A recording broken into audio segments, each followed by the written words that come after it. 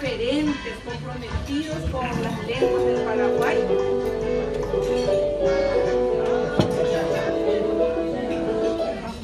De la Academia de la Lengua Guaraní, Guaraní Ñerere Cuapamé, de la Academia Paraguaya de Lengua Española, de la Comisión Nacional de Bilingüismo, del Ateneo de Lengua y Cultura Guaraní.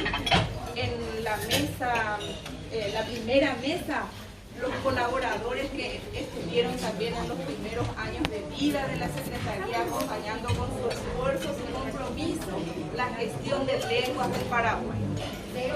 Hemos fundado esta gestión, podemos decir, ¿verdad? Desde una institución estatal hemos abierto los caminos. Picada primero y hoy a los 10 años ya podemos hablar de un camino que se va ensanchando, que se va allanando.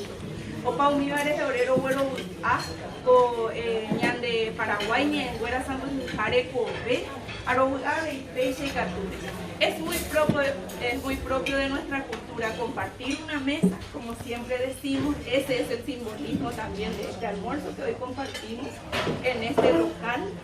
Y hoy también quiero rendir homenaje a una persona que se ha prestado, que sufrimos una baja en la Secretaría. Hoy recordamos con mucha emoción a María Cristina González.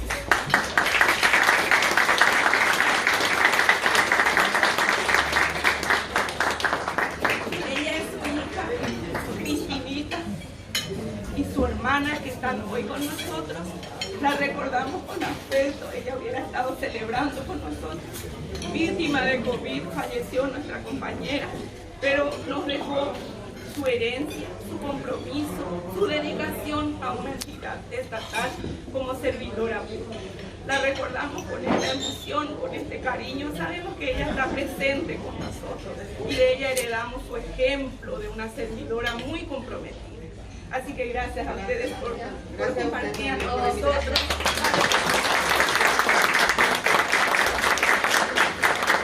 Queremos compartir también con ustedes un video que recoge los 10 años del trayecto de la Secretaría de Políticas Lingüísticas. Mientras compartimos el almuerzo, ver también esa historia.